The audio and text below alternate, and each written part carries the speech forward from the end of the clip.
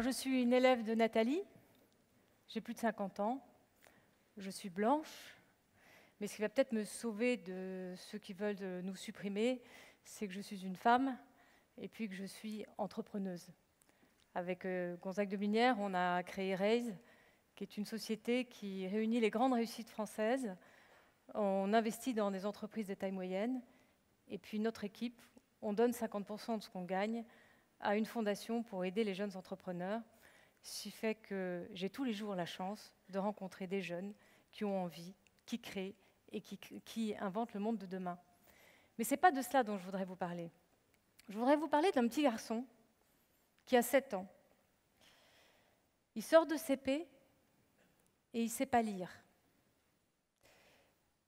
Pourtant, il aime bien l'école.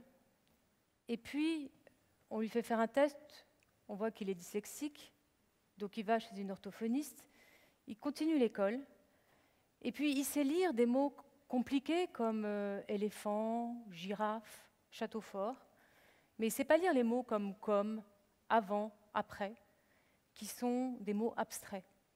Et puis la maîtresse se plaint qu'il marche pendant les cours, qu'il s'assied sous la table et qu'il n'écoute pas. Et pourtant, à la maison, c'est un enfant tout à fait gai, sociable, drôle, qui joue avec ses frères et sœurs, qui n'a en apparence aucun problème. Ce petit garçon, c'est un de mes enfants, mon fils.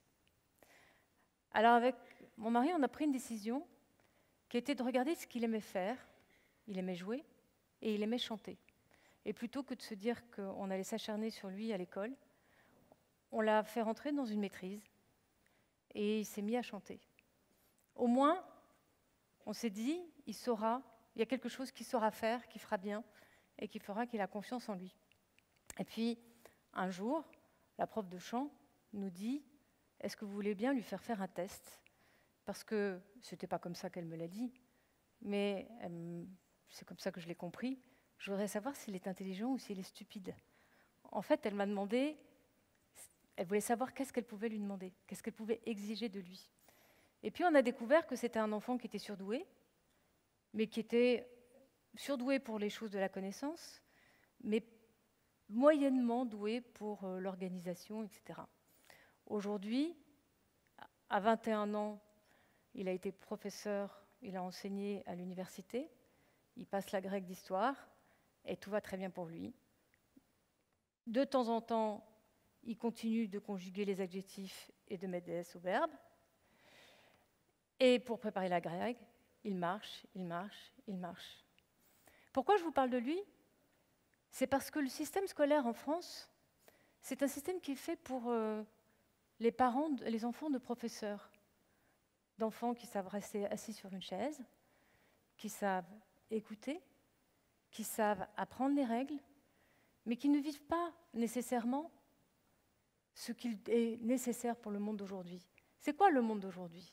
Le monde d'aujourd'hui, c'est d'abord un monde qui est passé du process, de l'organisation, d'une société où il fallait reconstruire l'après-guerre, où tout le monde avait besoin d'accéder aux besoins vitaux.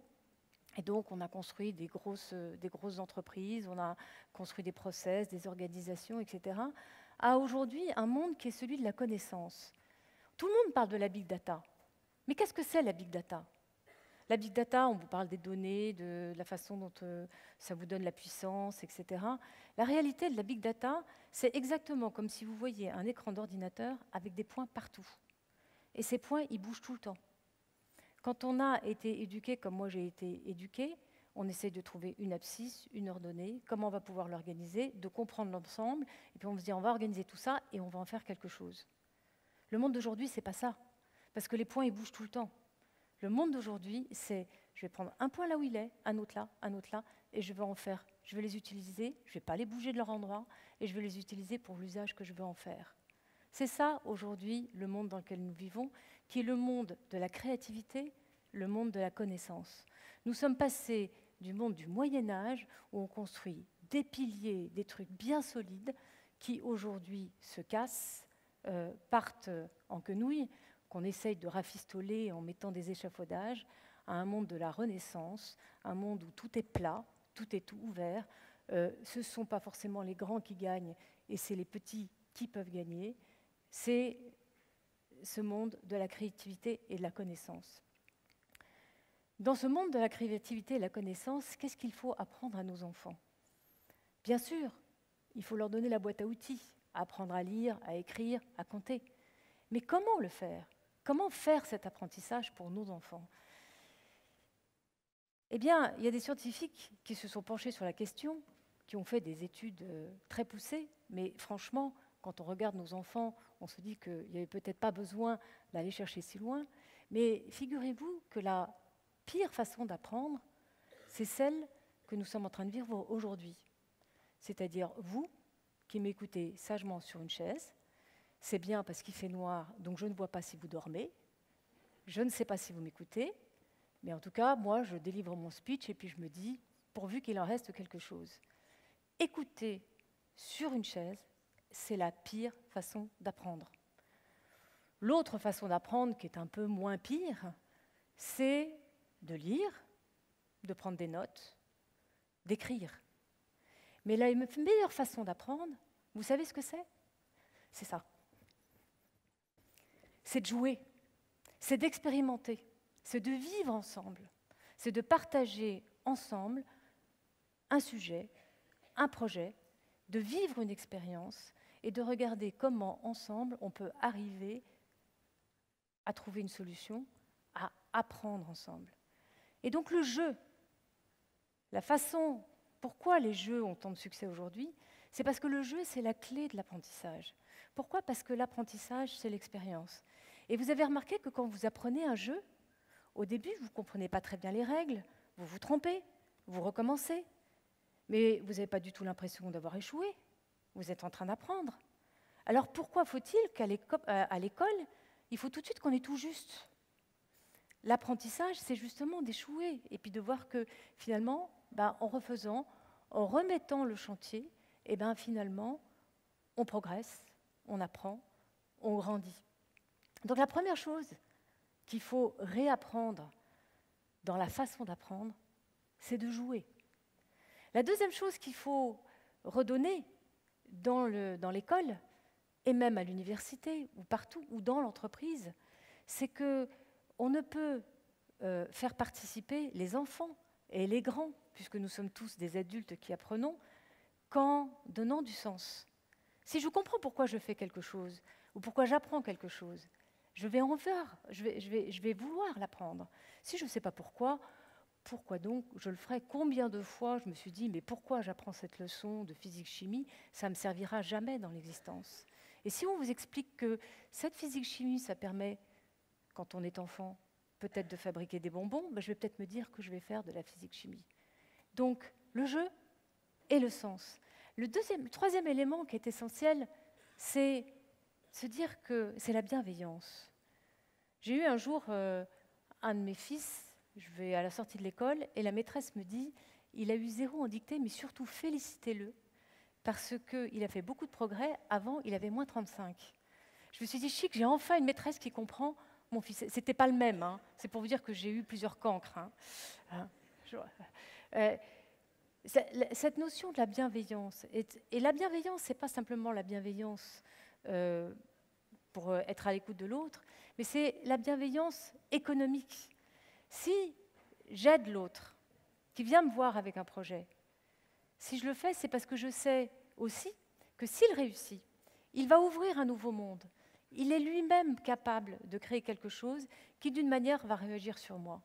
Et ça passe par un élément qu'on oublie souvent, mais qui est finalement ce qui distingue l'être humain des animaux. C'est difficile de savoir ce qui distingue l'être humain des animaux, mais il y en a une, quelque chose qui est absolument différenciant, c'est la capacité d'admiration. Admirer ce qui, dans l'autre, est différent de ce que j'ai, et admirer aussi ce que je ne sais pas de l'autre, et qu'il va pouvoir m'apporter pour que je puisse moi aussi grandir. Combien de fois vous voyez des professeurs, des coachs, etc., qui vous disent « j'ai beaucoup plus appris que ce que j'étais censée enseigner à l'autre. Et puis la dernière chose que je voudrais dire sur la façon dont il faut aujourd'hui transmettre et comment on pourrait, sur quelle base on pourrait aujourd'hui peut-être révolutionner l'école en regardant comment vivent les jeunes entreprises que Gonzague et moi nous côtoyons tous les jours, ces jeunes entrepreneurs qui sont pleins de passion, qui veulent changer le monde, c'est la joie. C'est la joie et le rire. Pourquoi nous rions-nous si peu? Pourquoi faut-il que l'organisation, les process, que quand on travaille dans une entreprise, il faut nécessairement que ce soit sérieux? Parce que le rire et la joie, ça permet le rêve. Et je me souviens que quand avec Gonzague, on a pour la première fois fait notre petit séminaire interne pour savoir ce qu'on allait faire de la fondation, cette partie qui vit grâce aux bénéfices que nous donnons de Raise, que l'équipe donne de Raise, on a commencé par des choses très sérieuses. Puis à un moment donné, on s'est arrêté et j'ai dit, mais dites ce que vous rêvez. Si on pouvait rêver, qu'est-ce que devrait être la fondation? Eh bien, la réalité, c'est que c'était les rêves qui étaient finalement les choses les plus réalisables. C'est-à-dire que l'ambition cachée, ce qui est vraiment au fond de soi, ce qui fait qu'on a vraiment le désir, qu'on a envie d'y parvenir, qu'on revient à ce moteur qui fait qu'on peut faire des grandes choses, eh bien c'est le rêve. Alors je voudrais terminer en disant une chose toute simple, qui vient d'une photographe allemande qui était une des premières grandes photographes, j'ai oublié son nom, mais elle a une phrase que je trouve extrêmement belle et que je dis souvent aux jeunes qui viennent me voir et qui s'interrogent sur leur avenir. Au fond, quand un jeune vient vous voir et vous pose des questions sur son avenir, il suffit de lui poser des questions, il a la réponse, sauf qu'il n'ose pas se le dire à lui-même. Je pense que dans l'éducation, il faut toujours se souvenir qu'on éduque un jeune, on éduque un enfant pour lui donner évidemment la boîte à outils, mais pour lui permettre d'être lui-même. Et cette phrase magnifique de cette photographe allemande que je voudrais dire en conclusion, je crois que chacun d'entre nous, on pourrait la partager. C'est dans notre vie, dans la vie difficile parfois, mais qu'on peut rendre passionnante et intéressante. Je vais là où je suis, je n'y suis pas encore. Mais je suis ici, j'ai terminé et j'ai fait comme Nathalie Loiseau, j'ai exactement respecté le timing, ce qui veut dire que quand même, je suis une bonne énarque. Je vous remercie.